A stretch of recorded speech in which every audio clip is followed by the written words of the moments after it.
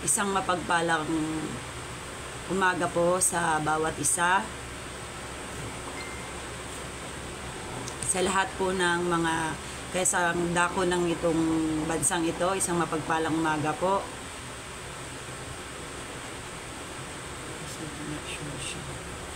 Ang aking connection ay nag-i-slow. Slow connection, nag-a-appear po siya. Ako ba po ay naririnig po?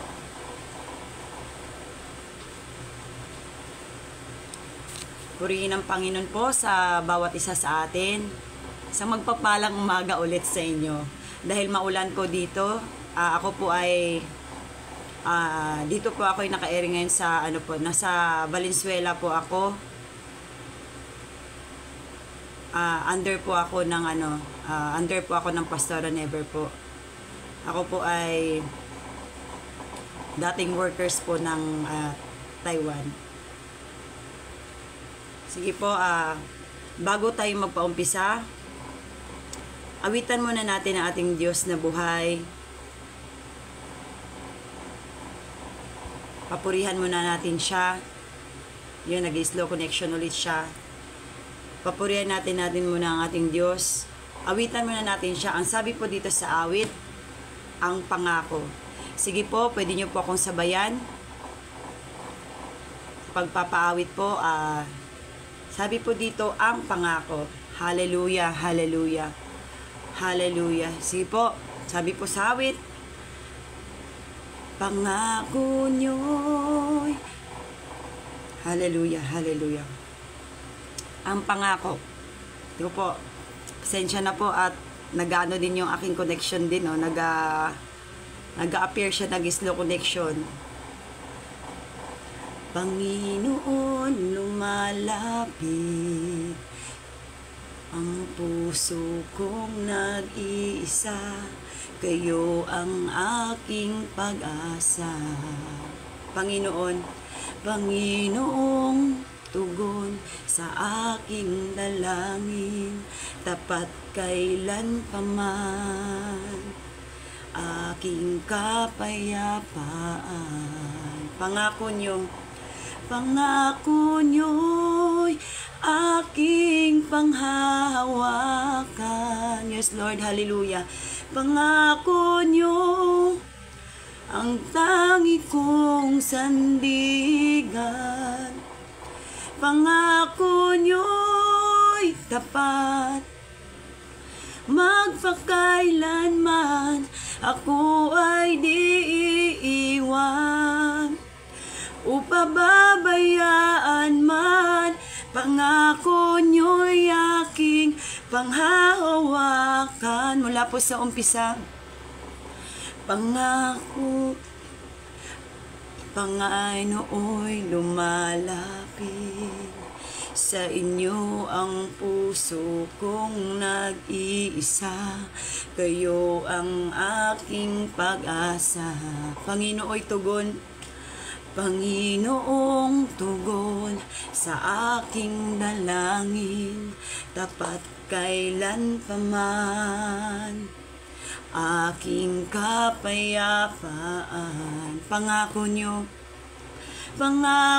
nyo'y aking panghahawakan. Yes, Lord, hallelujah.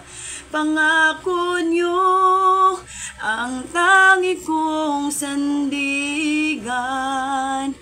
Pangako nyo'y tapat, magpakailanman ako ay di iiwan. Upababayaan man, pangako nyo'y aking panghahawakan. For the last time po, pangako nyo'y aking panghahawakan. Yes, Lord, panghawakan namin ang iyong mga pangako, Diyos. Pangako nyo ang tangi niyong sandigan. Pangako nyo'y tapat, magpakailanman ako ay di iiwan. Upababayaan man, pangako nyo'y aking panghahawakan. Muli po nating panganta ng Panginoon. Pangako nyo'y aking panghahawakan. Yes, Lord. Pangako nyo ang tangi kong sandigan. Pangako nyo'y tapat, magpakailanman ako ay di iwan. Yes, Lord, totoo yan, Panginoon. Upababayaan man, pangako nyo'y aking panghahawakan. Ako ay di iiwan. Upababayaan man, pangako nyo'y aking panghahawakan. Ako ay di iiwan. Upababayaan man, pangako nyo'y aking panghahawakan. Hallelujah, hallelujah. O Diyos, tunay nga po, Panginoon. Pangako niyo, Panginoon, ang aming laging pinanghawakan, o Diyos, sa lahat ng aming mga estado ng aming buhay. Kami, o Diyos, ang iyong mga salita, o Diyos, ang nagpapalakas sa amin.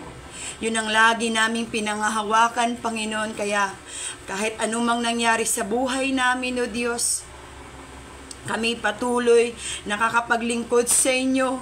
Patuloy kaming lumalaban, Panginoon, dahil alam namin, o Diyos, kayo, Panginoon, ay tapat sa aming buhay kailanpaman.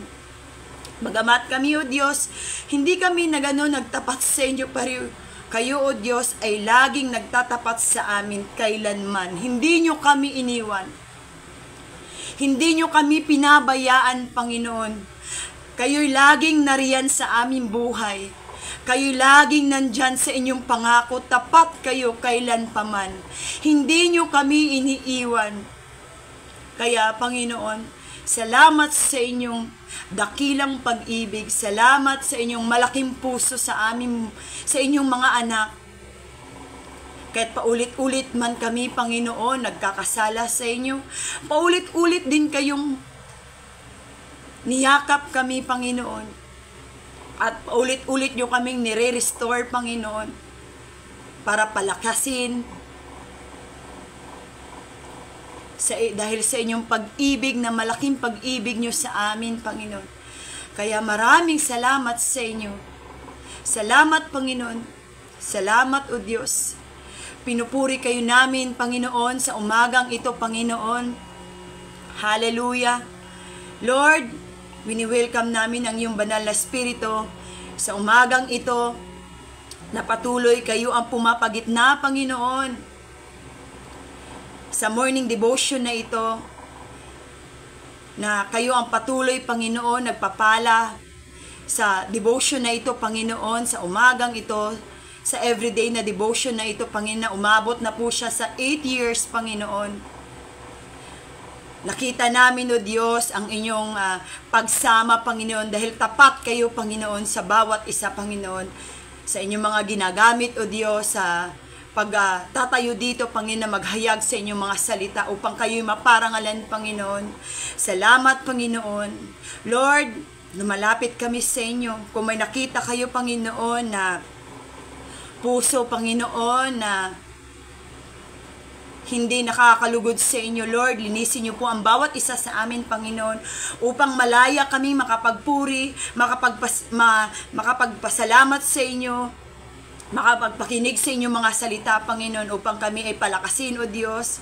Lord, sa oras na ito, kahit sa ang bansa, Panginoon, kahit sa itong bansang nakikinig dito, Panginoon, palakasin niyo po ang bawat isa sa amin, Panginoon.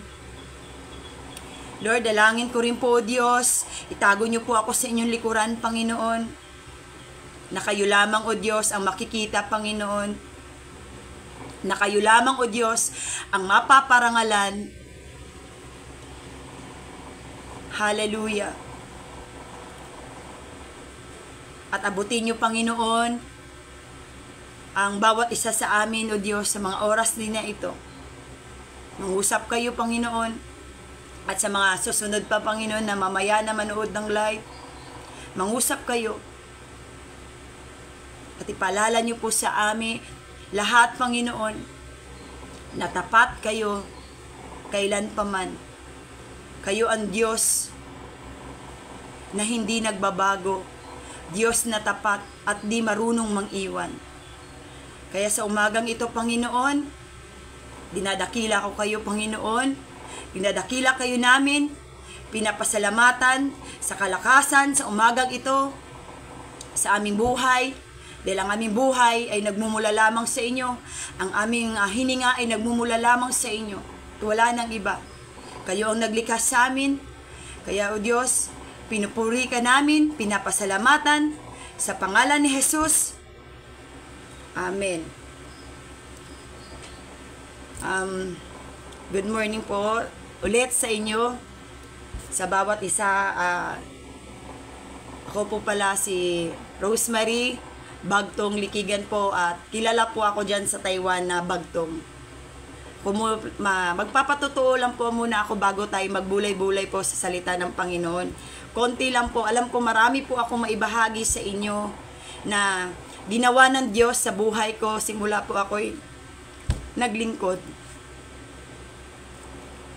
Maraming pinakita ang Diyos sa akin kung paano niya ako itinawid, simulang isinuko ko sa kanya ang aking buhay, nagkumit ako sa kanya na siya ang magiging siya ang bahala na sa akin, magmamaneho sa aking buhay.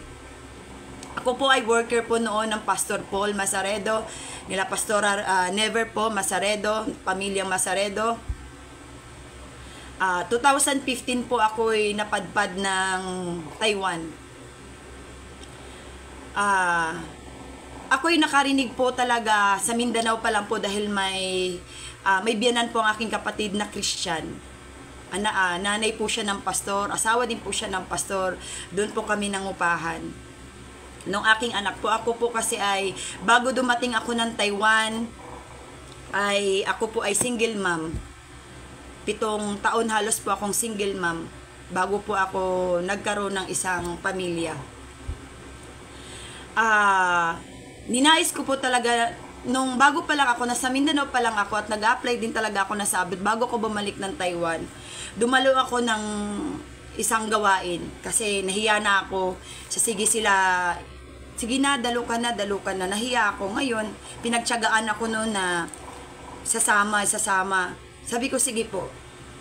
Noon ako ay napunta sa simbahan na iyon, ay ang pangusap sa akin ng Panginoon ay doon sa Exodus 20. Doon po nangusap sa akin ng Diyos. Hindi pa ako marunong magbuklat ng Bible noon. Ngayon, nag-ano pa ako ng ganun. Hindi pa ako marunong sa Biblia noon. Magbuklat na, mga sunod-sunod. Wala pa akong alam sa pagkasunod-sunod. Ngayon, bawat buklat ko po ay nadinadala ako ng Diyos. Doon po siya nangusap sa akin sa Exodus 20 nga po, na huwag kang sumamba sa Diyos-Diyosan. Dahil siya nga po ang Diyos natin na manibugho. Sa Bisaya po nun, kasi Bisaya yung Bible po nun, hindi Tagalog. Ngayon po sabi ko, nakailang buklat ako? 3 times? Bakit ganun dun pa rin ako dinadala?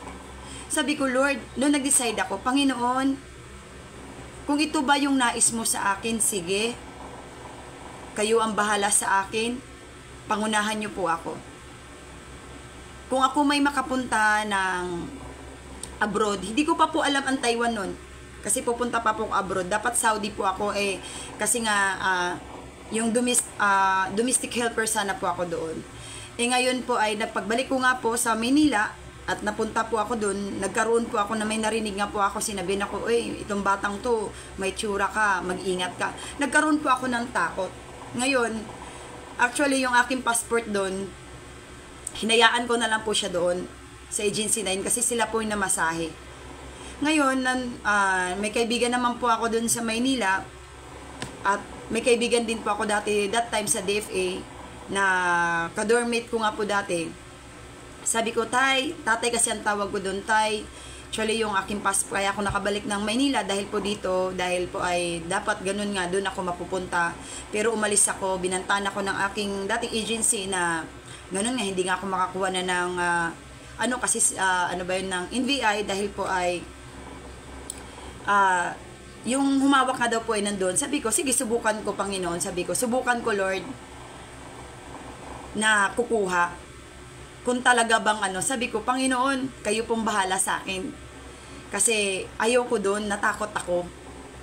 Nagkaroon ako ng takot. So, sabi ko, Lord, baka hindi yun ang kalooban mo sa akin.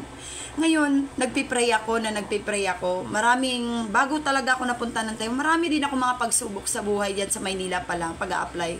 Pero itong pag-a-apply ko sa Taiwan, dire-diretso po yan. Sabi ko talaga sa Panginoon, dalhin mo ako, ang aking mga paa, kung saan mo talaga ako inilaan sa agency. Ngayon marami akong isinulat na mga pangalan ng agency, pero ang aking, doon talaga ako dinala ng Lord, hindi ako pinahirapan, at ang provision ng Lord nandoon. Kasi bawal po pala pumasok sa agency na para siyang, hindi naman ako chinela, sandal na open. Kailangan daw close. At yung guard na nandoon po, at sinabi sa akin, ay kasya to sa'yo. May naiwan lang to nung mga nag-a-apply din. Subukan mo nga at parang kasya to sa'yo. Ngayon, niloob ng Lord talaga, ang pabor talaga ng Diyos sa akin ng panahong yun sa pag-a-apply ko. Kasya sa akin. At sa pag-interview ko po doon, pumasa ako agad. Short ko na lang po. Ngayon, pumasa ako, process ako. Okay lahat ng pabor nandun. Lahat ng provision ng Panginoon nandun, ni aking mga pangangailangan nandun. Siya ang nag-provide, siya ang nagbigay sa akin, di ako nahirapan kasi wala po talaga ako ni centavos, walang support sa aking magulang. Baga ang Diyos, doon pa lang nakita ko ang pagkilos. Kaya sabi ko, bago ako pumunta ng Taiwan, sabi ko, Panginoon, nag-desire ang puso ko na Panginoon, bago mo pagdating ko po ng Taiwan, dalhin mo rin po ako kung saan mo po ako inilaan. Sabi ko, pagdating ko po sa Taiwan, nagtanong ako agad. Pagdating ko agad, may ginamit agad ang Diyos, yung sa ka-roommate ko, agad ang tinanong ko nung naiayos ko na yung gamit ko, may Christian ba po dito na church? Ay, sabi nung ka-room ko, oo, meron. May kakilala ako. At yun nga, may ginamit ang Lord at dinala nga po ako doon. Alam nyo po, sa Door of Faith na yon, sa pangalawang church na po ako, yung hindi po ganun kalaki, sa pangalawang church po ako. At pagpasok na pa lang ng isang paa ko pa lang doon, naramdaman ko na yung galak sa puso ko. Kaya sabi ko sa Panginoon, dito mo ako nilaan. Dito mo ako aayusin. Dito kita makilala ng lubos, sabi kong ganun. Yun nga po, dumating, hindi ko pa na-meet ang Pastor Paul nun at ang pamilya ng ng Pastor Paul, nasa Pilipinas pa lang. Alam ko, umuwi ang Pastor Paul nun kasi nag-asikaso din siya para sa ng pamilya niya. Dahil, pagkakalam ko po nun, dahil nga, magano po sila diyan sa Taiwan na. Ngayon, nung na-meet ko ang Pastor Paul, sabi niya sa akin, ano pa ako nun, di pa ako marunong mag-ayos ng damit na maayos na isang pagpapalda. Kasi po ako po ay lumaki po kasi ako sa isang pamilyang nag-iisang babae at isang manlalaro din sa aking kapanahunan. Sabi pa sa akin ng Pastor Paul, nung nauna niya akong na-meet, sabi niya sa akin, ano ba ang mo? Sabi ko, mahilig po akong sumayaw. Sabi niya, ano ka ba sa pagkanta? Mahilig po ako sa music, Pastor, pero hindi po ako mahilig humawak ng microphone. Ayoko po nun kasi natatakot ako. Yun nga po ang nangyari. Sa ayaw ko at sa hindi, doon nga po ako ginamit ng Lord. Doon ako ginamit ng Panginoon sa ayaw ko at takot ako. At para din po dumaan din ako parang si Jonas. 6 na buwan ko po yung tinakasan. Sabi ng pastor, sige, back up ka lang. Wala po akong damit, Pastor. Bigyan nyo ng damit si Bagtong. Lahat po doon may magkakasya. Sa closet namin lahat may nagkakasya talaga. Natuto po ako nagpalda. Hindi na po ako, nahiya po talaga ako at sa paglabas. Nagsapapalda ako sa church lang. After pag lumalabas na po ako doon, uwi ako ng dorm, ayoko po yung nagpapalda ako. Nagpapalit ako kaagad kasi nahiya ako. Dumating nga ang punto na ginamit ako. Ginamit po ako noon ng 6 na buwan na pagtakas ng takas ko. Naging Jonas ako that time. Sinabi sa akin ng Pastor Paul, yun, nababack up ako. Yun nga, ang paglilingkod natin sa Diyos kasi, hindi naman kasi tayo ora-orada talagang doon, tuon agad focus. Pero sa biyaya ng Panginoon, ginamit, ang malaking naging ambag sa buhay ko at pagbabago, ang ginamit ng buhay ng Panginoon sa akin, ang buhay, ang pamilyang Masaredo, lalo Pastor Paul. Nakita ko talaga kung paano niya ako hindi iniwan din. Kasi sabi ko, Pastor, sabi niya sa akin, ikaw magpapaawit bukas bagtong. Ha? Sabi ko pang ganun, may bisita, lalo ako natakot. Andyan ang Pastor Jordan that time, doon ko po na-meet ang Sister Pat at saka si Pastor Jordan first time. Sabi ko, ito palang kinikwento nila. Sabi ko ganun. At sa biyaya po ng Panginoon, hindi ko rin po akalain, doon sa paggamit ko talaga, sabi ko sa Pastor, basta wag mo akong iwan. Kasi, alam mo naman, Pastor, ako talaga, ganun po ako umakting kay para akong isang batang dahil talaga po, kung sino pong mas nakakilala po sa akin dyan sa Taiwan, lagi ko pong sinasabi po yan talaga noon pa man, alam din po yan ng mga anak ng Pastor Paul, na sabi ko, pasensya na kayo, nakikitatay muna kami sa inyo, nakikibahagi kami sa iyong ama at kami ay nakikitatay din, lalo na ako dahil hindi po kasi ako lumaki na may tatay, 2 years old pa lang kasi ako, wala na akong ama. So, napunta po talaga ako sa Taiwan, naranasan ko, masarap palang magkaroon ng ama, kahit nakikiama lang pala tayo. Dahil naramdaman ko yung pagmamahal. Hindi alam ko, may ama tayong nasa langit, nasa ama nating lahat, pero naranasan ko ang isang pagmamahal din nasa lupa nung panahong andun ako sa Taiwan. Dahil yung kahit sa ultimo ang po namin ay baon nga po namin, nandyan ang Pastor Paul, baunin nyo yan, ito kailangan nyo, ganyan, nakaganyan ang Pastor Paul lagi sa amin. Yun nga po ang paggamit sa akin, nakita ko ang Pastor Paul kung paano niya ako, dulo sa dulo kami ng Pastor Paul, nakita ko siya nandun sa pinakadulo. Ako'y nasa pulpitong umaawit. Pagkatapos din, sa biyaya ng Panginoon, alam niyo po, hindi po purihin ng Panginoon that time, at lumapit ako kay Sister Pat that time. Sabi niya sa akin, yun ang hindi ko makalimutan, sabi niya sa akin, you are the true worshiper. Alam niyo po, sabi ko, Lord, takot ako, pero pinakita niyo ang paggamit niyo sa akin. Nakita ang puso kong naging totoo ako sa inyo. Kasi takot ako dun, hindi kasi ako talaga, pasayawin mo ako. Huwag mo akong pakantahin. Ganun ako nung bata ako, nanay ko tinatakasan ko pag pinag-practice, pahawakin ako ng mic. Pero salamat sa biyaya ng Panginoon, kahit po pala tayo talaga. Kaya nga po yung topic ko ngayon, trust the process. Kasi yung proseso talaga sa atin, ang proseso natin, hindi talaga minsan natin maunawaan, pero at the end, maunawaan natin. Dahil ang Diyos kasi ay mapagmahal, tapat talaga siya. Kailan hindi tayo iniiwan ng Diyos sa kahit anong natin. Yun nga po, nung paggamit sa akin ng Panginoon, pasalamat ako sa Diyos kasi pag-stay ko po talaga sa Taiwan, nakita ko kung paano pinalago ng Diyos ang Taiwan.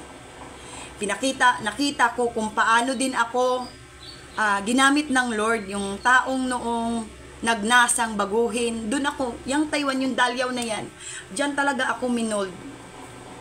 Yung pagta-Taiwan ko, hindi ko po na-enjoy ang mga pag-aalis-alis, mga pasyalan. Puro po ako nadadala ng dahil hindi po ako sumasama sa mga kapwa ko manggagawa sa alisan nila. Alis sila, dito na lang ako sa dito na lang ako sa church. Ang ginagawa ng Pastor Paul naman, hala, sige bagtong, sama ka sa akin. Ayaw mo sumama-sama ka, may pupuntahan ako. Minsan nga po may nakagawa pa ako na hindi ko makalimutan. Ito yung humaba na aking pasensya na kayo.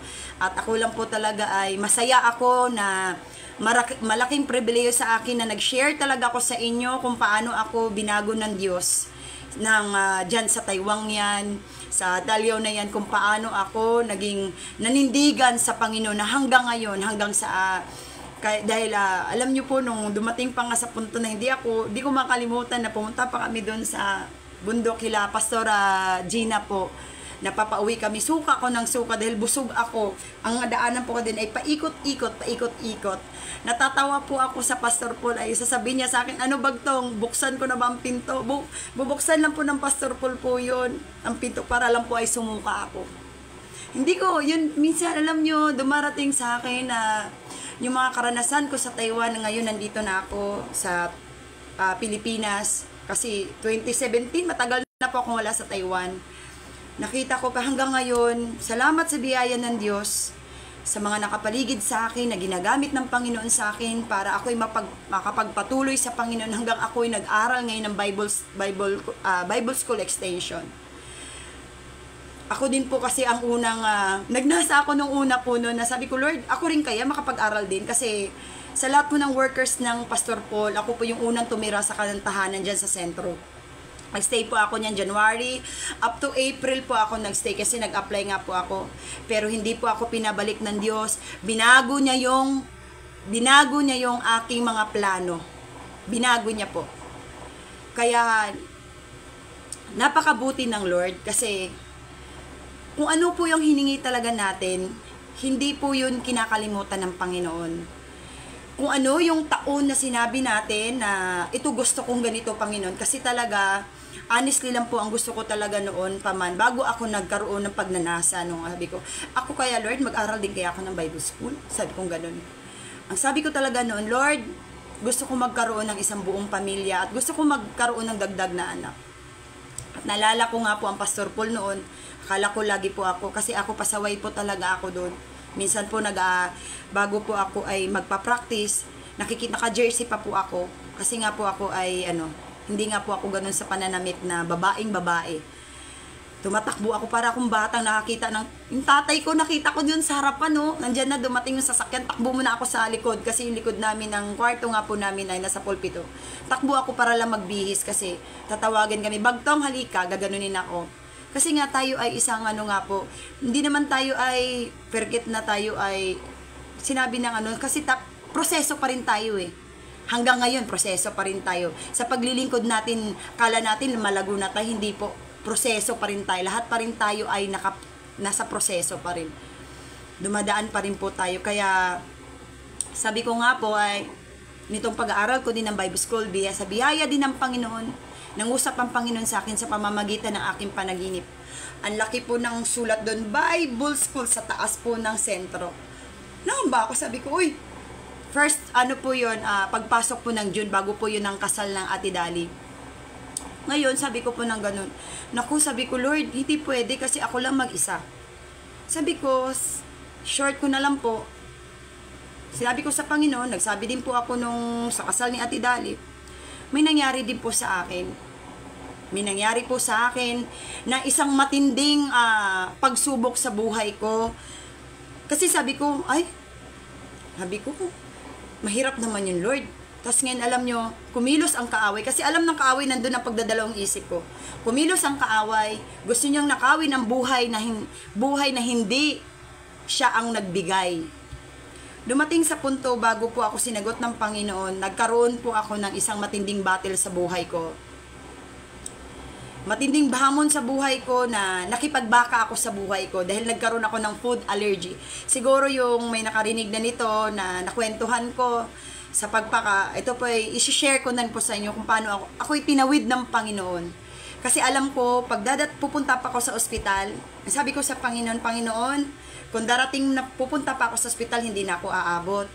So, alam ko, ikaw ang may-ari ng buhay ko, ikaw ang nagbigay nito, ikaw ang nagbigay ng hininga ko, ikaw ang nagpahiram sa akin ng buhay. Sabi ko, kasi wala na po ako nakikita. Pag tumatayo ako, nanginginig na ako. May ipinasok sa akin ng Panginoon na tao na nangyari din sa kanya, muntik na siya. Pero pinag-pray over yun siya ng isang kanyang katulong na Christian. Siya ang ipinasok sa akin ng kaibigan ko kasi yung sa kaibigan ko, nagsimula lang po ang puti, dito lang po sa paa. Sa akin po, kamay at ang paa. Ang kamay ko po putla na hanggang dito, ang putla po sa akin na hanggang patuhod na. Sabi ko, Panginoon, nung nag-blackout ang paningin ko, pag tumatayo ako, blackout ako. Pag umuupo ako, nakikita ko yung mga anak ko, nakita ko yung mga kamay ko, putlang-putla na. So natakot ako. Physically kasi tao nga ako.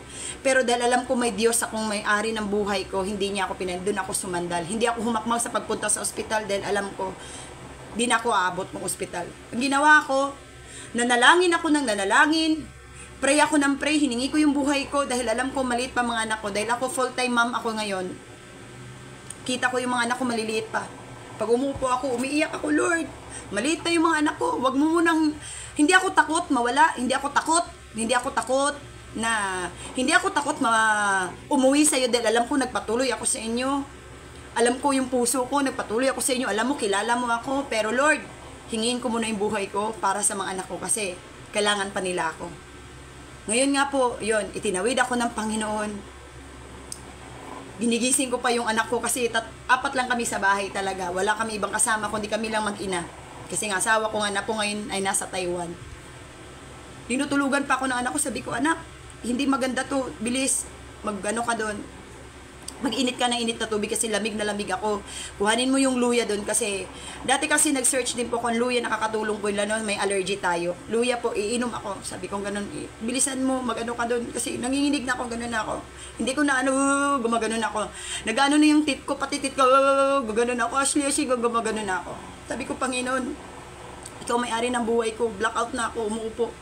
Sabi ko, ngayon, ang ginawa ko, pinikit ko yung mata ko kasi pag tumatayo po ako, wala po ako makikita, lalo po ako mahilo. Ang ginagawa ko, tumayo ako, tinaas ko ang aking mga kamay. Sabi ko, Panginoon, kayo ang may-ari ng buhay ko. Kayo ang nagbigay sa akin. Hanggang napuspos ako ng banal na espiritu. Nagtangs ako na nagtangs. At lumabas sa aking mga bibig, yung dakilang moog, nagpaawit ako, bigla akong nagkanta ng, Oo, Panginoon, aking kalakasan, iniibig kayong tunay, dakila na muog, at tagapagligtas, Diyos na sa akin nag-iingat. Yun po yung kinanta ko. Alam mo, biglaan po yun lumabas sa akin, sa aking mga bibig, ang aking, yung kantang yun. Tangs ako ng tangs. Napuspos ako ng banal na spirito na time. Pag huminto ako, sabi ko, Panginoon, tulad ng tulad ng pagtaas ni Moises ng kanyang mga tungkod, ang aking mga kamay, tulad ng aking ding kamay, ang magtatagumpay ako. Pag alam yung bumababa ako, nakikita ko yung nagba-blackout ulit. Sabi ko, Lord, ayan na naman, taas ulit ako ng kamay. Pag binababa ko po yun, taas ako ulit kasi makikita ko siya. Pray ako ng pray. Kanta puri ako hanggang dumating ang nakasuka ako. Doon po ako namesmasan. Sabi ko, Lord, ngayon nakasuka ako, kailangan ko makadumi. Tinugon ng Panginoon yun. Pagkatapos kong sumuka, pinaghinga lang ako ng konti ng Lord, pumunta na ako. At ngayon nahimasmasan po ako. Nakita nyo po, tapat ang Diyos kahit sa atin. Kasi yung proseso talaga ng Panginoon sa buhay natin, hindi madali ang maglilingkod sa Panginoon. Kaya noon, sinagot ako ng Panginoon, ano ang plano mo? Sabi ko, yung Bible school na yun, sabi ko, ang inisip ko, kaya ako pinaganuhan ng tong kaaway, tinangkaan niya ang buhay ko kasi alam ko darating ang panahon, gagamitin ako ng Panginoon. May malaki akong bahagi na gagawin. Yung buhay ko na binibigay niya sa akin, pinahiram niya sa akin, magagamit to. Sabi kong ganun. Ngayon, linggo yun, may natulog dito si Pastora Evelyn. Kasi mag-speaker siya sa nanaginip ako bigla. Ulit, ayun, sinagot ako ng Lord. Bakit, sabi ko, excited ata akong bakit na naginip ako kay Pastora Lani, asawa po ng Pastor Joseph. Yung aura po niya, damit niya, lahat po, kung saan siya nagsimula, pinakita sa akin sa panaginip, yun, linggo po yun. Sabi ko, excited ata akong magsimba. Bakit ganito, Lord? Sabi ko ganun. Ano na din po yun? June pa rin po yun. At yun nga ang nangyari. Nakita ko ang pag-akyat niya. Pagkita ko na po siya sa pulpito, ang kabog ng puso ko parang may sumisigaw. Dug, dug, dug, dug, dug, dug. Di ko na maintindihan. Alam niyo po ang sinabi lang, enrollment ng Bible School Extension. Sabi ko, Lord, confirm. Ito nga'y kalooban mo. Sabi ko, sa extension mo ako inilalagay kasi alam mo talaga hindi ko kayang mag-regular. Kasi nga kami lang mag-inang naririto, wala naman kami ibang kasama sa bahay. Tapos, dumating ang punta ako nga po doon. Dahil nga tayo ay pasaway din, kahit sabihin mo na sa Panginoon tayo, sige tayo sige pa rin tayo, yung ayaw ng ayaw. Hindi pa ako nagsabi kay Pastora Never noon kasi, syempre maliliit pa yung mga anak ko, yun iniisip ko maliliit pa yung mga anak ko, Lord, may 2 taon pa ako, mag 3 taon pa to, sabi kong ganun. Paano kaya to, Lord? Sabi ko pang ganun. Ay, 3 taon na ata si Kyun-Kyunan, no? Kasi start ng klase namin August. Tapos sabi ko nung ganun, alam niyo po ba, dumating sa punto, bago ako nagsabi ng Pastora Never, sabi ko, sasabihin ko na ba to kay Pastora Never? Sabi ko, ano ba yun, Lord? Kasi maliit pa yung anak ko pa, o yung bunso ko. Kami-kami lang dito, kaya ko kaya yun. Alam niyo po bang pinaalala sa akin, pinagbalik tanaw ako ng Lord. Nalala mo ba bago ako nangusap sa iyo sa pag-aaral mo? Dinala kita sa book of ni Elias at saka si Eliseo. Yung pagsunod, sabi ko. Tapos, yung mga topic nun, puro sa pagtitiwala at pagsusunod. Yun din yung binigay sa akin ng mensahe ng Panginoon bago ako na naginip nga. Sabi ko, Lord, ano ba to? Sabi ko, ganun, ano ang gagawin ko? Ngayon, tinanong ko yung asawa ko. Sabi ko, ano daw, naginip na naman ako. Sabi ko, yun naman yung panaginip ko. Talagang sinabi ay extension, doon at ako yung nilagay ng Panginoon. Sabi ko, pang ganun. Sabi niya, ay di, baka dinaya ka ng kaaway. Sabi ko, alam ko, hindi ako dinaya ng kaaway kasi kailanman hindi nang dadaya ang, hindi ibibigay ng kaaway yan yung pang gano'n na yung Bible School. Sa Panginoon yan, hindi yan sa kaaway. Sabi ko, ganun. Ay, sabi ko pa, Lord, wag na nga lang. Sabi ko, pang ganun. Alam niyo po ba, ito, pinakalas na po ito. Kasi makwento po talaga ako ha. Kasi masaya lang po talaga ako dahil isang malaking privilege sa akin to na ma-share ko din, na mapalakas ko din kayo. Baka sa inyo meron din sa atin dito na nagnanais na nagdadalawang isip din. Ako nga ay isang full-time mom. At nakaya ko, kahit sabi mo extension kami. Pero tignan nyo po, na nangyayari. Nanaginip ako muli. Nakita ko ng Pastor Joseph nakaganyan pa. Talikod. Tas pabaras-baras. At nakita ko napakarami. Napakarami ang na pumila. At yung papel na pinipirmahan sa mga nag-aaral, pinipilapan po. Pinakita na sa akin ng Panginoon. Kaya sabi ko, Lord, na-amaze na naman ako sa iyo. Lagi ko sinasabihin sa Panginoon, Lord, na-amaze ako lagi sa iyo. Sa tuwing may ginagawa ka at pinapakita mo sa akin, na-amaze ako sa iyo. Nakita ko yung papel. At yung binanggit ko sa aking mga panaginip, ay yun din ang binanggit ng Pastora Lani. Kaya sabi ko, praise the Lord. Kalooban ng Panginoon. Ngayon, nagsabi na ako kay Pastora Never, nagkwento na po ako, nagito ganyan. Ang sabi ng Pastora sa akin, sige Rose, ganito lang gawin natin. Kaya mo ba? Sabi ko, opo. Sa biyaya ng Panginoon. Kaya mo, sabi, hindi ka pwede mag face to face doon kasi ang mga maliliit, mas magandang uwi ka ng bahay. Ang pag-uwi ko, pagtanggap ko sa Bible School, isang malaking hamon po sa aking buhay. Hindi lang po doon nag-last na inaagaw ang buhay ko. Napakarami. Hindi ko na po maikukwento sa inyo lahat yon. Siguro darating ang panahon, magkita tayo muli, maikukwento. Kung ma-encounter ko kayo ulit, maraming nangyayari sa mga anak ko. Hindi lang ako ang tinira ng kaaway para ako'y pahinain. Mga anak ko, lalo na yung pangalawa ko, matindi ang battle ko dito kasi pag nilalagnat po yun, ganun. Maraming ginamit, nakita ko ang pagkilos ng Panginoon, ginamit ng tao ang Panginoon, na bagamat sabi ko sa Panginoon, wala yung asawa ko dito. Mas maganda kayo ang maging katuwang ko, alam ko po yun. Pinagkatiwala ko sa inyo ang buhay ko sa pag-aaral ko, kasi sabi nyo sa akin minsan sinabi mo sa akin bago ako mag-aral, magtiwala ka at sumunod. Kaya nga po ako sumunod sa inyo. Kaya Lord, suko ko sa inyo, ingatan mo ang mga anak ko. Daming struggle.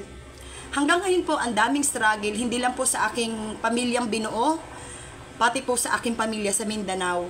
Kasi po ako lang po ang nag-iisa pa pong Christian talagang na patuloy. Kasi yung kapatid ko, pag ganun-ganun. Backslide, balik, backslide, ganun po.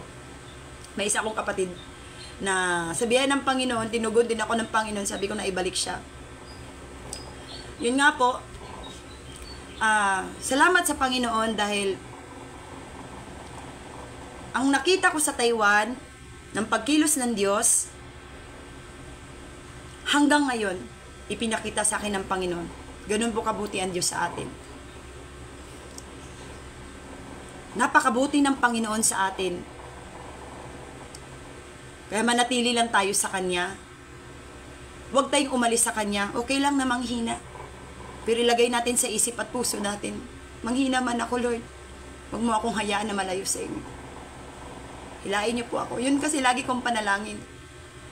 Panginoon, kung nakita niyo ako nang hina na ako, itayo niyo ako. Ikaw yung pader na sandalan ko. Hawakan mo ang kamay ko, itibangong hilain mo ako. Ayoko malayo sa inyong paanan.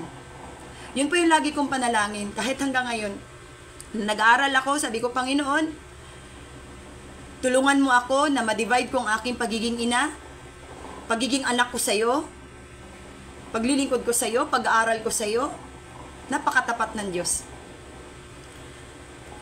Kaya, lagi kong sinasabi, pag ako'y nanghina, Lord, kinakanta ko na lang yung pinaawit ko ngayon. Kaya purihin ng Panginoon, hindi ko na po isalaysay lahat. Marami. Pag tayo nagtapat sa Panginoon, napakaraming himala ang gagawin ng Panginoon. Hindi po sa sakit lang. Hindi lang po sa lahat. Ipapakita ng Panginoon. Kasi yung mga pinagdadaanan din natin, yun din ang gagamitin ng Lord. Kasi ako'y nagnasa din na gamitin sa labas, ngunit hindi ko magawa dahil may mga maliit ako lang ang mag-isa. Pero dinadalhan ako ng Panginoon na minsan sa gate namin may umiiyak. Bakit siya umiiyak? Humihingi ng panalangin kasi nakilala nila ako na ganun ako. Kailangan ko panalangin kasi ang asawa ko ganito, ganyan. Sabi ko, sige, pasok. Patanggap ko sila sa Panginoon at pinapayuhan ko sila. Sa biyaya ng Panginoon, andun ang katugunan.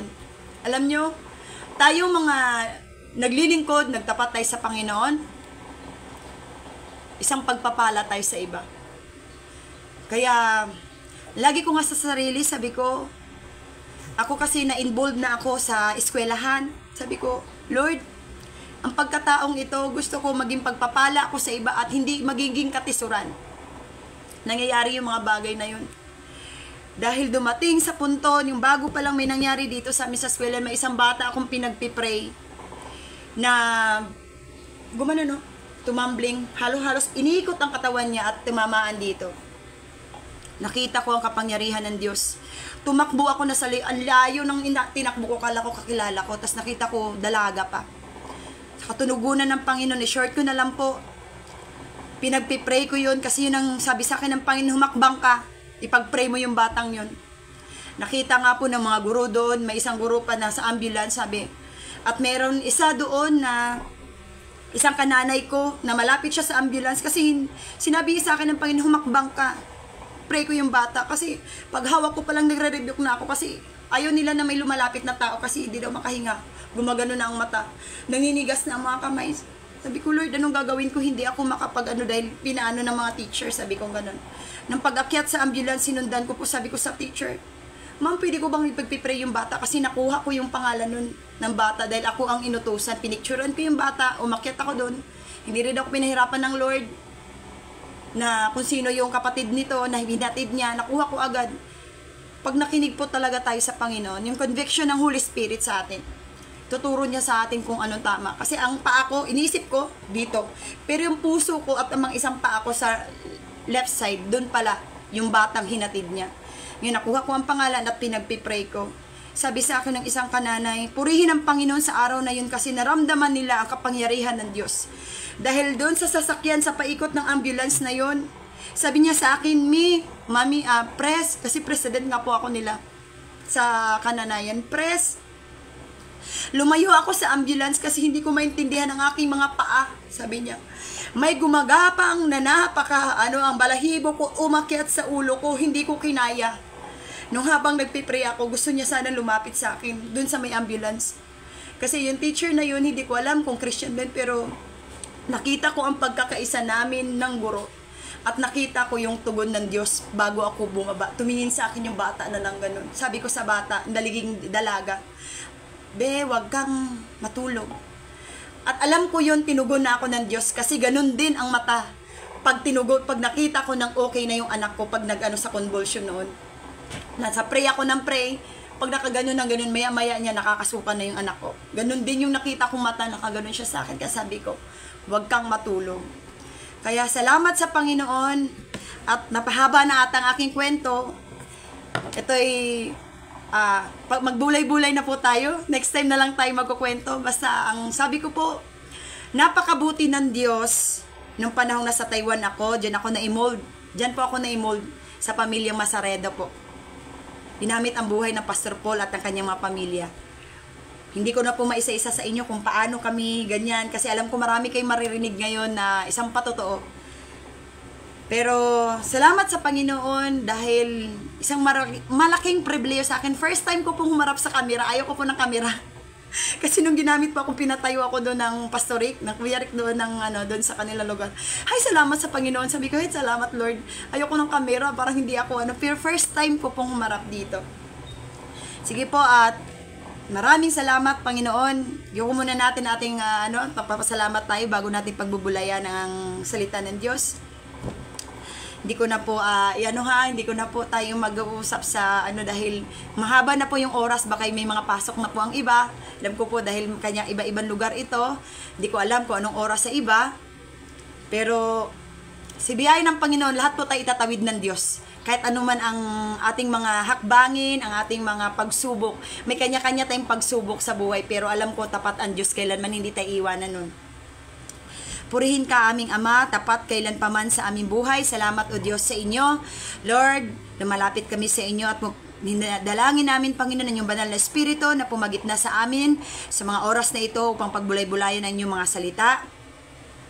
Na kayo o Diyos, kayo lamang, Panginoon, ang maitaas sa amin, sa aming buhay ng bawat isa, at mangusap kayo sa amin, o Diyos, kung ano man ang meron na nagabagabag sa amin, Panginoon, kung ano man ang tangka ng kaaway sa buhay ng bawat isa ngayon na nakikinig, Panginoon, sa aking patutuo man, o Lord God, o ano man, Panginoon, itong sa pagsisimula pa lang namin, Panginoon, sa pagbulay-bulay yung mga salita, sinasaway ko at sinisilyon ko sa pangalan ni Jesus.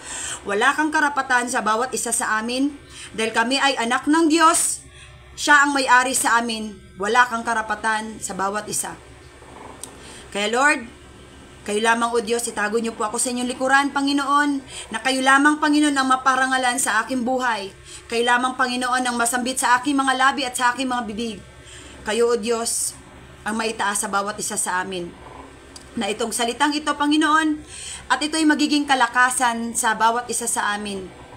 Itong pagbulay-bulayan namin, Panginoon, sa hindi ko naman kilala ang bawat isang naririto, pero higit mo silang kilala, Panginoon. Kaya Lord, itinataas kayo namin sa pangalan ni Jesus. Amen. Sige po. Ang aking pong pamagat po, ako masaya pa rin po ako. Hindi ko tumatakbo yung isip ko kung ano po yung gusto kong ma-share sa inyo. Kasi napakasarap maglingkod sa Panginoon. Andun po yung hirap kasi, pero fight lang. Po, ang pamagat po na aking po ay trust the process. Bakit po? Kasi yun po yung binigay sa akin ng Lord. Pagtawag nga po ng Pastora Never ay, sabi ko, Pastora, kasi ganito, wala may pasok maaga. Pero sa biyaya ng Panginoon, walang pasok dahil sa bagyo. At ito'y tulog pa nga ang aking mga chikiting na sa aking likuran. Kaya ko po ito, kasi ito yung sinabi. Sabi ko, Lord, ano itatapik ko? Trust the process, kung paano ko yung buhay mo. Yun talaga po ang binigay sa akin ng mensahe. Kaya sabi ko, trusting the process can sometimes feel challenging, no? Ang pagtiwala sa proseso ay maaring minsan ay nakadarama ng hamon sa ating buhay. Di ba ho? Isang hamon sa ating buhay. Ang pagtiwala natin sa Diyos, napakalaking hamon sa buhay. Lalo na pag sinabi natin sa Panginoon, siya na yung maging driver natin, malaking hamon. Hindi natin alam kung anong klaseng hamon na nakaano sa atin, pero alam natin, tiyak pa rin ang katagumpayan pag nasa Panginoon tayo. Sabi po dito, how to trust God's plans for our life. Paano magtiwala sa mga plano ng Diyos para sa ating buhay? Paano nga ba pala tayo magtiwala sa Panginoon?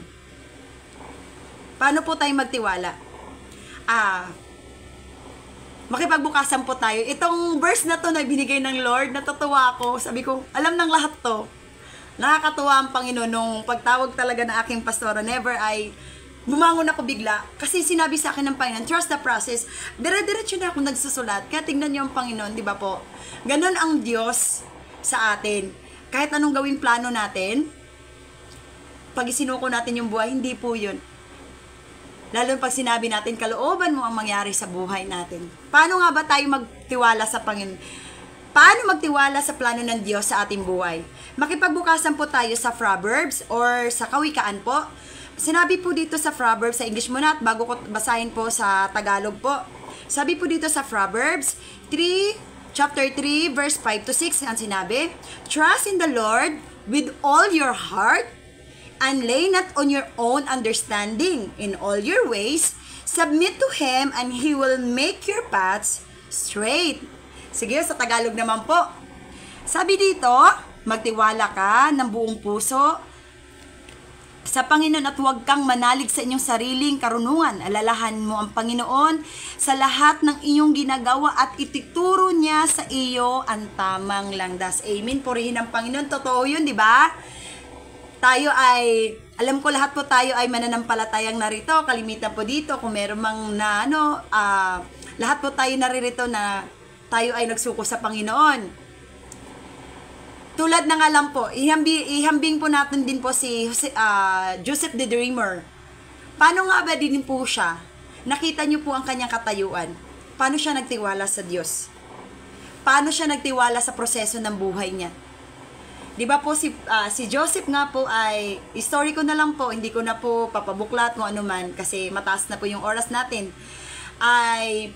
Siya po ay talagang inano siya ng kanyang mga kapatid.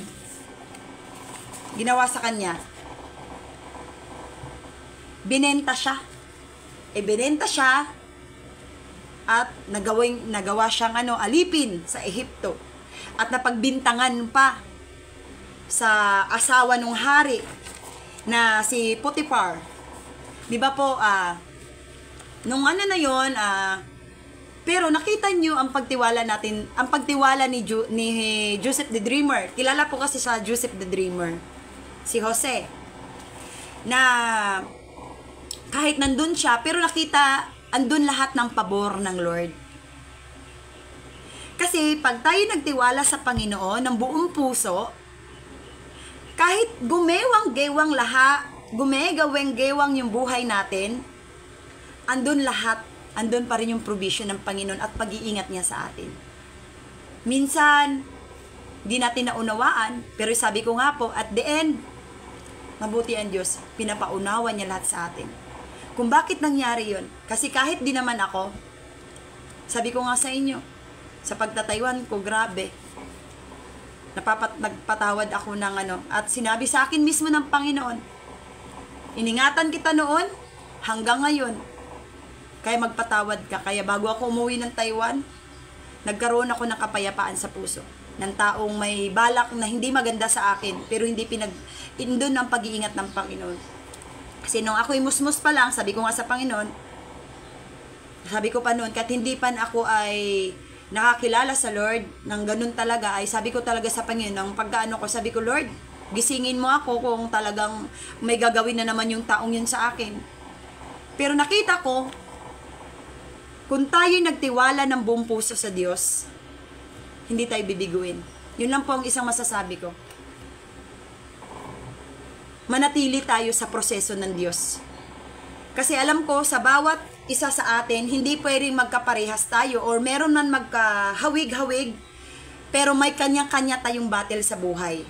May kanya-kanya tayong proseso na ginagawa ng Lord.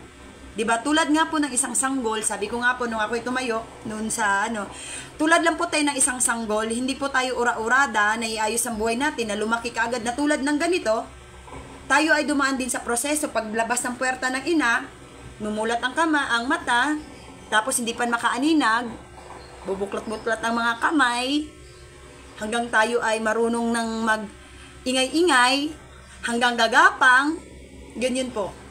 Hanggang tatayo, hanggang makapaglakad, hanggang marunong ng mang-away. Di ba po? Ganun. Ganun din yung proseso niya. Kaya pag magtiwala tayo sa Panginoon, tulad na nga ginawa ni Jose, kahit ang pangit ng kanyang sitwasyon, pero nagtiwala siya sa Panginoon sa proseso ng Lord at hindi po siya nanalig sa kanyang sariling karunungan. Kasi sabi nga po nung hari, ikaw daw ay magaling magsalaysay sa panaginip. Di ba po? Sabi nga po doon, hindi ako ang magaling, kundi ang aking Diyos. Di ba po? Sa bawat hakbangin natin, lagi po nating mas manatili tayong maging humble. Yun po ang kailangan natin. Kung ano pong na-achieve natin, na ipatayo man tayo ng Panginoon, ginamit man tayo ng Panginoon, wag po natin. Yan po ang lagi nating ipanalangin. Kasi tayo tao, pag alam ang tao, pag nasa posisyon, nag-iiba ang ugali. Aminin man natin o hindi, ganun ang kalimitan ng mga tao. Nasa posisyon, nag-iiba ang kanilang pag-uugali. Sasabihin nila, tama pa rin naman ang ginagawa ko. Siyempre po, hindi po natin makikita ang mali natin kung hindi po kundi sa ibang tao. Di ba po? Pero dahil tayo mananampalataya, ang banal na espiritu ang siyang mag-convict sa'yo na mali na yung ginagawa natin. Pero salamat pa rin sa Panginoon. Sabi nga po doon sa kailangan natin na dahil nagtiwala tayo ng buong puso, lagi tayong manatili sa Kanya. Lagi nating ipanalangin na kung ano mang klaseng proseso ang ginagawa mo sa akin, Panginoon, kung may gusto kang ituro sa akin, ipaunawa mo sa akin upang maunawaan ko at makahakbang ako na hindi ako magkakamali pa. Di ba po? Mapapansin nyo nung panahong nasa Panginoon na tayo at saka sa wala. Pag tayo noon nagkakamali, di ba paulit-ulit? Pero pa ngayon na nandito na tayo sa Panginoon, dahil ipinagkatiwala natin sa Panginoon ang buhay at hakbangin natin, ano po yun? Nakikita nyo po, di ba? Iba ang buhay natin.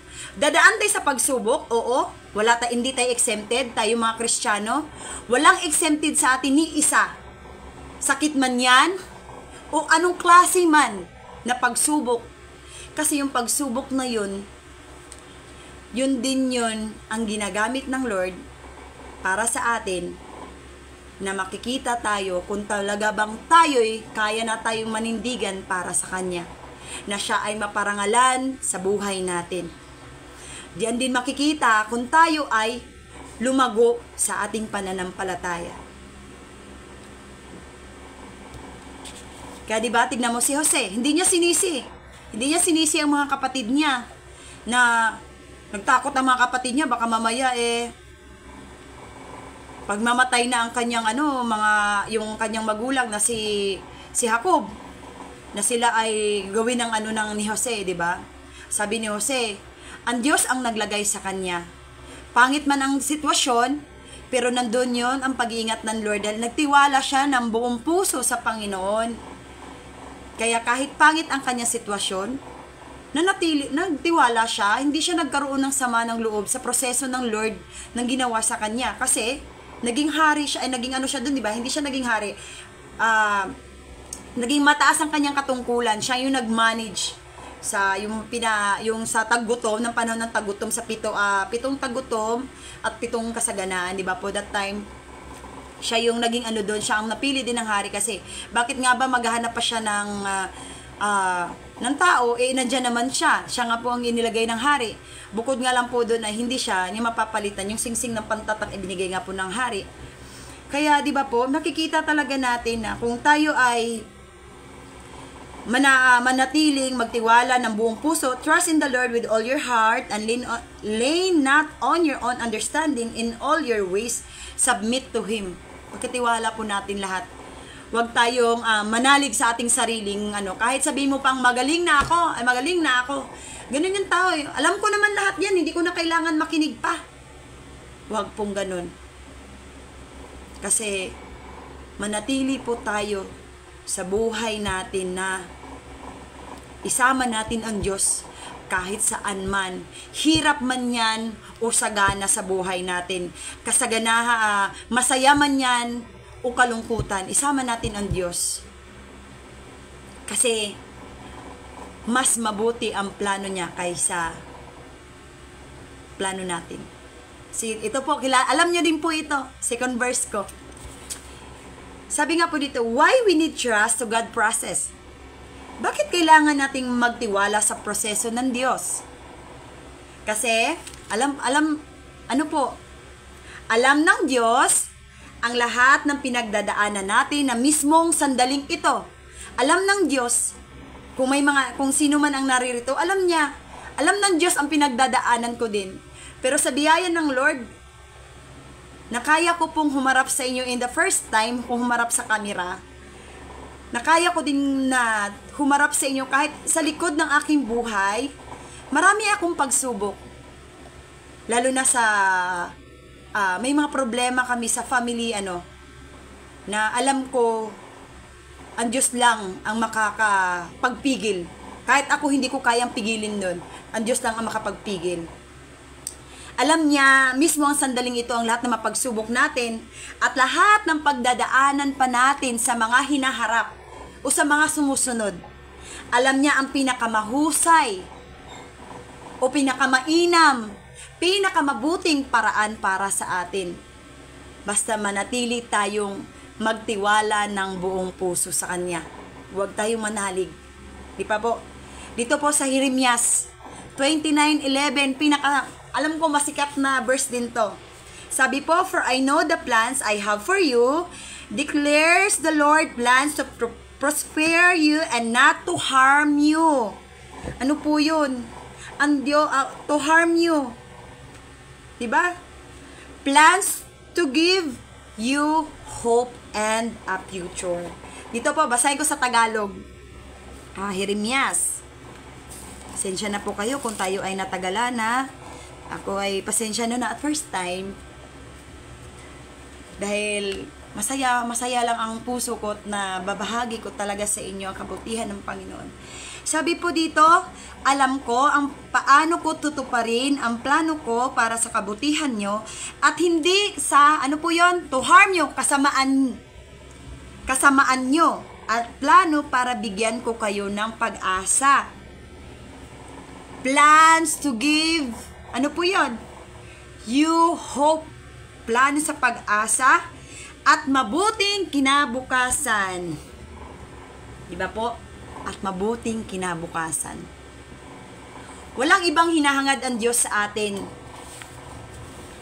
para tayo ay bumagsak. Ang hinahangad ng Diyos sa atin tayo ay mapabuti. Alam niya ang ikakabuti kasi natin. Kaya nga sabi, 'di ba? Mas mabuti ang plano ng Panginoon than our. Better than our. 'Di ba po? Ganun. Tulad nga lang po sa 'di ba? Yung sa ilang. Sample ko po din yung sa ilang. Yung paglabas sa Ehipto nung mga Israelita po na inilabas ni Moises sa Nagtagal po sila sa ilang ng alin po yun? 40 years. Bakit nga ba nagtagal sila doon? Kasi alam ng Diyos na mas ikakabuti ng Panginoon yun. Dahil nung panahong yun, nagtagal man sila doon kasi doon din po sila minold ng Lord na paano sila magtiwala. Kasi yung mga panahon yun, di ba? Ang tao kasi talaga, pag napakitan, sabi nga nila, bakit nyo pa kami dinaladal dito para at kami ay mamatay lang? Na kami dito ay masarap ang aming pagkain, puro sila reklamo, di ba po? Pero anong ginawa ng Diyos? Ibinigay ng Panginoon lahat ng kanilang pangangailangan. Kasi alam ng Panginoon Bata pa lang tayo, alam na ng Lord ang buhay natin. Yun nga lang, dahil sa salitang free will na yan, minsan sinasabi, may free will naman Dito lang muna ako. Ayoko muna dyan. Yun nga sabi, di ba? Minsan salitang ang free will na yan ay nagiging hindi maganda sa tao. Yun ang kanilang tinitignan. Nakita nyo yung pag 40 years, wala sila, 40 years sila nandoon. Ni sandalyas nila, hindi po yun nasisira. In 40 years. In 40 years po, hindi nasisira ang nila at lahat ng pangangailangan nila. Ano po yung ginawa ng Panginoon sa kanila? Kasi pinapatibay ng Panginoon ang kanilang pananampalataya at pagtitiwala sa Diyos. Kaya po sila din nagtagal doon. Kasi Alam kasi ng Diyos, ang Israel, ang mga ano sila ay reklamador. Alam ng Diyos eh. Kung isasabak sila doon at hindi sila mamold, tulad sa atin, dumadaan muna tayo sa pagsubok bago po tayo lumago. Bago po tayo nakilalanin ng Panginoon, may pagsubok munang dumating bago natin nakilala. Either sa sakit man yan, kaya mo nakilala ang Diyos. Either dinala ka sa lugar na yan, na-meet mo ang ganito ganyan, kaya nakilala mo ang Diyos. Ganun din po yun. Di ba po? Napakabuti ng Panginoon. Alam niya, hindi pa lang natin sasabihin, alam niya na alam niya na ang buhay natin. Nasa sa atin na lang po yun. Ang Lord laging nag-aantay para sa atin. Para tayo ay lumapit sa Kanya. Sabi nga po dun sa, meron nga po akong, kailangan din natin na, pag lumalapit tayo sa Panginoon, dun yung pasasalamat. Huwag tayong, humingi lang tayo ng humingi. Lord, kailangan ko ng ganito, kailangan ko ng ganito. Kailangan din natin matuto tayo magpasalamat. Sabi nga po dun sa Filipos 4. May basahin lang po ako sa inyo ha. Saglit lang po ito. Filipos 4 6 to 7 po. Sabi po dito, huwag kayong mag-alala sa anong bagay, sa halip ilapit sa Diyos ang lahat ng pangangailangan nyo sa pamamagitan ng panalangin na may pasasalamat. Huwag lang tayo puro humingi. Matuto din tayo magpasalamat. Kasi alam ng Panginoon ang pangangailangan natin na mas nakakabuti pa sa atin. Alam niya yun. Yung plano natin, sa plano ng Diyos, mas better than our plan. Diba po? At sabi nga po, minsan ang mga tao kasi, wala na akong kakainin. Wala na akong bukas. Ako nga, yung sponsor ko sa pag-aaral ko ay uuwi na. Pero hindi po ako nag-alala. Alam niyo bakit? Dahil po dito sa Mateo 6:34 din. Sabi po dun sa Mateo 6:34. Kaya huwag kayong mag-alala tungkol sa kinabukasan dahil ang bukas ay may sarili ng alalahanin. Sapat na ang alalahaning dumarating sa bawat araw. Ang ibon nga pinakain ng Lord. Tayo pa kayang nilikha at kawangis niya. Huwag tayong mag-alala. Lagi po natin panghawakan yung sinabi ng Panginoon sa atin. Okay lang yun umiyak, kahit mapang-abot pa yung luhat sipon natin at mga kung ano pa dyan. Walang problema po yun. Dahil may Panginoon tayong nasasandalan. Kahit nga ako naging panatag ako nung panahon nasa Taiwan ako. Hindi dahil alam kong may ama, dahil doble ang binigay sa akin ng Panginoon. Pinarana sa akin ng Panginoon kung paano siya maging ama sa atin lahat. At pinarana sa akin ng Diyos kung paano magkaroon ng isang amang sa lupa. Yun nga po ang pamilyang, ang Pastor Paul. Lagi ko, di po ako nahiya po noon, sinasabi ko po talaga sa kanya yun. Pastor Paul, maraming salamat at ako'y dinako talaga dito sa Taiwan, dito pala talaga ako. Kasi noon pa man, nag-apply ako, naalala ko pala, nag-apply din ako dapat sa Dubai. Wala din, hindi natuloy. Doon naman, tapos ngayon pala sa Taiwan. Doon ko makilala ng lubos ang Panginoon at naranasan ko din ang pagmamahal ng Panginoon, naranasan ko din ang pagmamahal ng Ama sa lupa. Sabi ko, ang sarap pala ng ganitong may tatay sa lupa din. Sabi ko sa Panginoon, sabi ko din kay Pastor, sarap pala nung may nagsasabi sa'yo na, bagtong, yung binili natin pala doon, yung muffins ba tawag doon? Sino ba yung doon, yung by flavor pa yun, may choco, may mga, basta yun pa yun binibili ng Pastor Pen. Ayan dalhin mo yan para hindi kayo magugutom doon. Pag nag-overtime kayo, may pagkain kayo. At isa pa po, nakita ko din po yun talagang, alam mo yung nakakatuwa pa. Sa amin kasi yung babae, ang Pastor Paul po, hindi lingid po sa iba. Yung iba po kasi kami, nakasama kami sa isang bubunga po. I-check po kami ng Pastor Paul noon. Salamat talaga sa Panginoon at may ganung taong ibinigay sa amin. Hindi namin siya ama sa laman, sa dugo, pero tinayuan niya rin po kaming, ama namin siya lahat ang tawag namin tatay. Kahit ngayon si Inamalo, yung nasa Taiwan pa rin ngayon.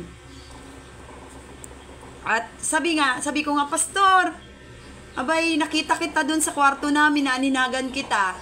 Pulingin lingon ka ng lingon ka po ng ganyan. Sabi niya, Kasi chinecheck ko po ang inyong mga, kung kumpleto ba kayo. Kung lahat ba ng aking mga ano ay nandito, kumpleto kayo. Kasi 'di ba, ang Ama natin, alam niya, ang Diyos at ang Ama natin, hindi po yan papayag na tayo ay mapapahamak. Ang gusto niyan, lagi tayong nasa Kanya. Lagi tayong tumawag. At ayaw din niya na may mawawala. Kaya, alam niyo anong dapat nating anuhin lang po talaga? Isuko. Huwag tayong manalig sa karunungan natin. Ano man ang pinagtapos natin, huwag natin po yung ilagay sa isip natin. Ang Diyos lang. Doon tayo. Ituon natin sa Panginoon lahat. Kasi, pag isuko natin lahat sa Panginoon, huwag tayo manalig sa sarili nating karunungan. Alam ng Panginoon ang pinakabuting plano niya para sa atin. At lagi po nating ilagay sa isip natin, bawat isa sa atin may kanya-kanyang proseso. Yung proseso ko iba, ang proseso nyo iba rin. Bawat isa sa atin may kanya-kanyang proseso. Pero,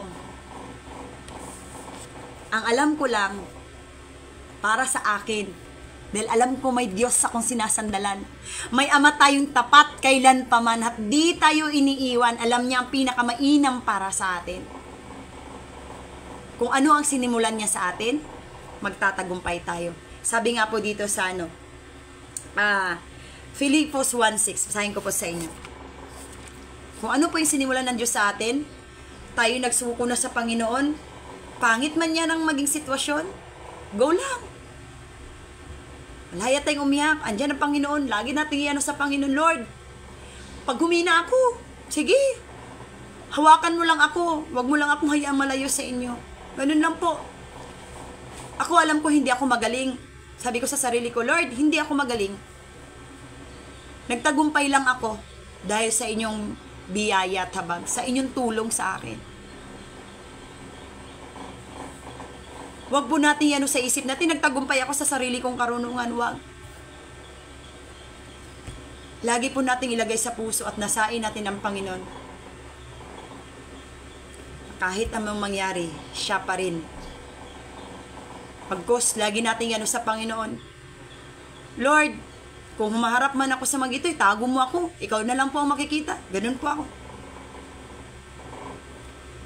Kaya, salamat sa Panginoon sa paggamit niya rin po sa akin na i-share ko sa inyo, hindi man lahat ang maibahagi ko. Napakarami pong ginawaan, Lord, sa buhay ko ng panahong mag-isa ako.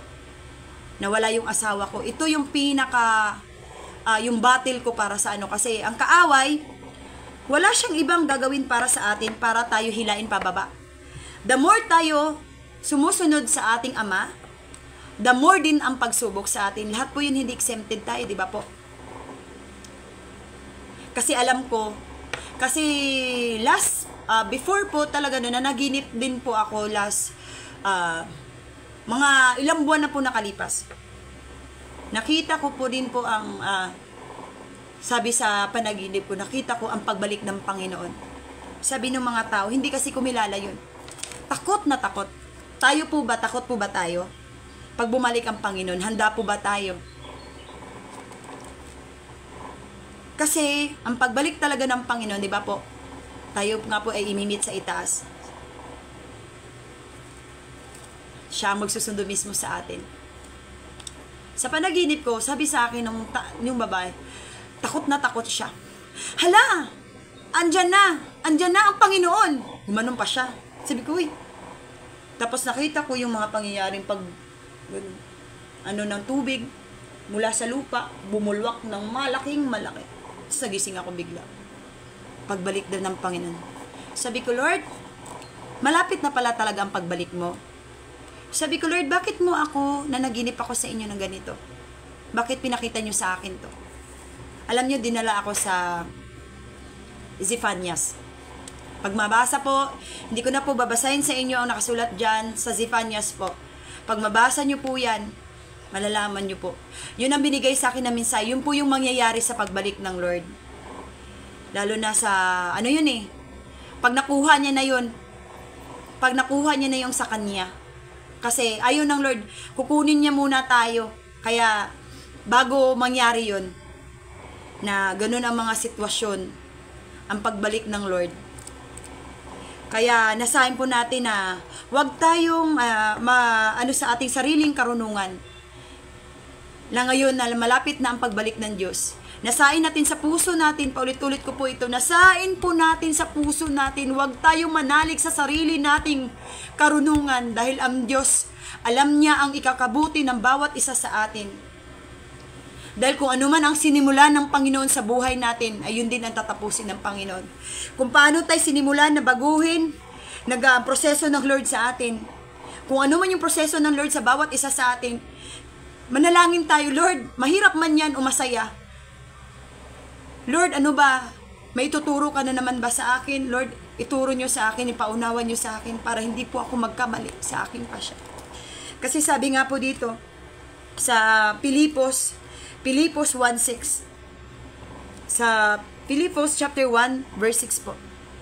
Natitiyak kong ipagpatuloy ng Diyos ang mabuting gawain na sinimulan niya sa inyo hanggang sa araw ng pagbabalik ni Kristong Jesus. Bawat sa atin may proseso. Paglilingkod, kahit sa ang ministeryo po tayo may proseso. Sa pagpapaawit ka man, sa paghayag ng salita, sa music ka man, kahit anong ministry, sa pag-evangelize ka man, kahit anong ministeryo po natin na ibinigay ng Panginoon, may kanya-kanyang proseso tayo. Kaya salamat sa Panginoon, isang malaking pribilehiyo po to sa akin na ako'y ginamit ng Panginoon na upang palakasin ang bawat isa rin sa atin. Kung sino man yung takot na mag-aral, huwag kayong matakot. Ako man ay iniligay ng Lord sa extension, pero hindi rin po ganun kadali. Kailangan ko po umuwi, tatakbo. Kailangan magmamadali sa bus para umuwi para maka-attend sa klase. Sa biyaya ng Panginoon hindi pa naman ako naka-absent. At ako'y at oras din talaga ng nakakasakto naman ako kahit may mga activity pa yung mga bata sa sentro. Ako po kasi ay ngayon ay sa sentro. Itong mensahe ng Panginoon sa atin ay ito yung pinakita lang sa atin ng Panginoon at na sumuko ka, isuko mo lahat. Dahil alam ko ang mas nakakabuti kaysa mga plano nyo. Kahit man anong pagsubok. Yung paghubog sa atin ng Diyos sa atin, ayon sa kanyang kalooban. Kaya, maraming salamat at muli ko pa kayong babatiin. Happy 8th anniversary ng morning devotion po sa pag-aaral po bago po tayo mag-closing prayer. Ako ay lubos nagpapasalamat po na ginamit ang aking buhay sa pagtayo sa inyo upang maihayag ang salita ng kahit konti man lang. Alam ko hindi ko siya maano lahat kasi alam ko hahaba't hahaba at yung aking patotoo hahaba din ang hahaba. Isa lang po ang masasabi ko, kahit anong mangyari, sumunod tayo sa Panginoon hanggang sa kanyang pagbalik. Sabi nga doon sa awit anong mangyari. Sige po, awitin natin yon bilang isang tayo'y mananampalataya. Dahil alam ko kung ano ang proseso mo, proseso niya, proseso ko, magtatagumpay tayo dahil kung ano man sinimulan ng Diyos sa ating buhay, tatapusin ng Lord yon hanggang sa kanyang pagbalik. Kaya, purihin ang Panginoon. Pwede po ba nating aawit muna ako sa inyo? Kasi yung kantang yan ay talagang sabi ko, Lord, kahit anong mangyari, ang daming pong pagsubok, iyak man ako, okay lang. O, iyak ako, Lord, pero kahit anong mangyari, susunod ako sa inyo. Pangit man yung sitwasyon ko sa buhay, susunod ako sa inyo. Basta, dahil alam ko, kayo ang kakaalam, kilala nyo ang pagkatao ng bawat isa, at kilala niya ako. Siya ang nakaalam sa ikakabuti. Sige po, awitan ko muna natin ang Diyos na bago natin bago po tayo mag-closing prayer. Awitin po muna natin. Sabi po dun sa awit, anumang mangyari, maglilingkod sa iyo. Anumang mangyari, maglilingkod sa iyo. Anumang mangyari, ko'y susunod sa iyo. Pupurihin, laging sasambahin. Anumang mangyari, nais mo'y gagawin, aking Panginoon. Anumang mangyari, maglilingkod sa iyo. Anumang mangyari, susunod sa iyo. Pupurihin, laging sasambahin. Anumang mangyari, nais mo'y gagawin, aking Panginoon. Hallelujah. Hallelujah. Sige po.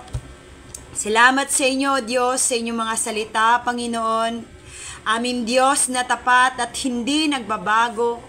Tapat kailanpaman sa aming buhay, sa bawat isang naririto. Panginoon, alam ko sa bawat isa sa amin, may kaming proseso, O Lord God. Kahit sa ministeryo kami, kahit saan mo kami itinatayo, Panginoon, maraming salamat, O Diyos. Lord, dalangin ko sa bawat isa sa amin, Panginoon, kung may nahihirapan man sa mga oras na ito, kahit saang lugar man siya ngayon, Panginoon, dalangin ko, yakapin niyo po siya, Panginoon, at iparanas niyo po sa Kanya ang inyong presensya. Mangusap kayo sa Kanya, Panginoon, na huwag siyang matakot. Magtiwala siya ng buong puso. Dahil alam niyo ang ikakabuti ng bawat isa sa amin. Dahil kayo ang naglikha sa amin. Sinapupunan pa lang kami ng aming ina, kilala niyo na ang bawat isa sa amin. Kaya alam ko, Panginoon, na alam niyo sa bawat isa sa amin ng ikakabuti sa aming lahat. Kaya patuloy lang kami, Panginoon, na maglilingkod sa inyo at magtatapat sa inyo. Alam ko sa bawat pagsubok sa amin, Panginoon, bawat pagsubok sa amin, may itinuturo kayo sa amin. Sa pagtutuwid man yan o pagpapalakas sa aming pananampalataya. Dalangin ko, Diyos, Panginoong Jesus, Banal na Espiritu, huwag niyong hayaan ang bawat sa isa sa amin ay mailayo sa inyong paanan, Panginoon. Kung sino man, hindi ko man kilala ang bawat isa naririto sa live na ito, patuloy niyo po silang palakasin, physically, mentally, na sila'y manatili sa inyo. Kung paano niyo po pinalago ang bawat isa sa amin at dumadaan sa mga pagsubok, kami naniniwala, kami nagtitiwala sa inyong process sa aming buhay. Na yung process namin, yung proseso na ginagawa nyo, ay ikakabuti sa bawat isa sa amin. Lord, maraming salamat, Panginoon, sa lahat ng mga lingkod na inyong ginagamit sa aming buhay, sa pamilyang Masaredo, Panginoon, kay Pastor Paulman, Pastora Never, Panginoon, Pastor Joseph, Panginoon, Pastora Rebecca, Panginoon, sa lahat ng mga lingkod na iginamit nyo para sa amin, parang kami lumago. Lord, i-bless nyo ang bawat isa sa kanila, Panginoon, financially, physically, Panginoon. I-bless nyo po sila, Panginoon.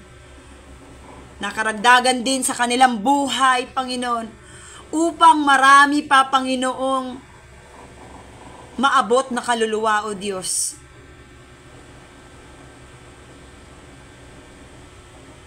Marami pang yung Panginoon na mabago, Panginoon, lalo na sa ibang bansa, Panginoon. Alam namin, O Diyos, na Maraming nauuhaw sa inyo, Panginoon. Dalhan niyo po ang mga taong iyon, Panginoon, ng inyong mga lingkod. Alam ko sa bawat bansa, O Diyos, maraming naghahangad sa inyong mga salita ang nauuhaw sa inyo. Lord, abutin niyo po sila, Panginoon. Hindi maiksi ang inyong mga kamay, Panginoon. At mas malaki kayo, Panginoon, kaysa aming mga problema.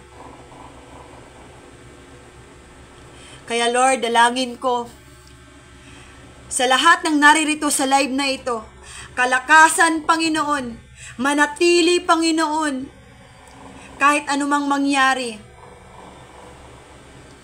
Kami, Panginoon, ay pangahawakan namin ang inyong mga salita, O Diyos, dahil alam namin hindi kayo kailanman mang-iiwan, Panginoon. Kakapit kami sa inyo kahit anong mangyari hanggang sa inyong pagbalik. Turuan niyo ang bawat isa sa amin na totoong manindigan sa inyo, O Diyos, kahit anong klaseng pagsubok pa yang dumarating sa amin. Manatili kami sa inyo, yung puso namin, O Diyos, manatili sa inyo, na kailanman hindi na namin balikan kung ano man kami noon. Kung kami binago niyo na, O Lord, go, fight lang.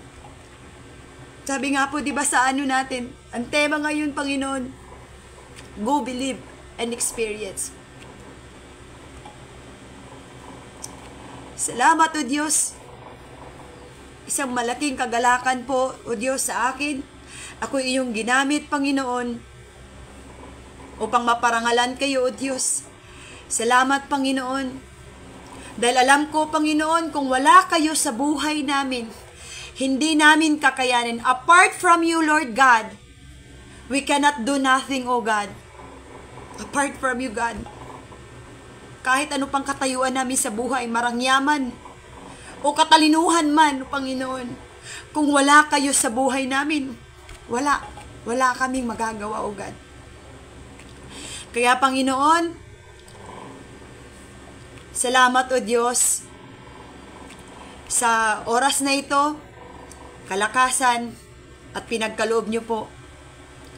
Pinupuri kayo namin, O Diyos, at tinataas kayo namin sa bawat isa sa aming mga buhay, na kayo lamang, O Diyos, ang aming mapaparangalan. Dahil kayo, O Diyos, ang nakakaalam sa bawat isa sa aming mga buhay na ikakabuti sa inyong mga anak. Salamat sa umagang ito, sa morning devotion na ito. Salamat sa pag-aral na ito ng salita ng Diyos sa tuwing umaga, na papalakas ang bawat isa, sa bawat mga nanghihina. Pinupuri kayo namin, O Diyos.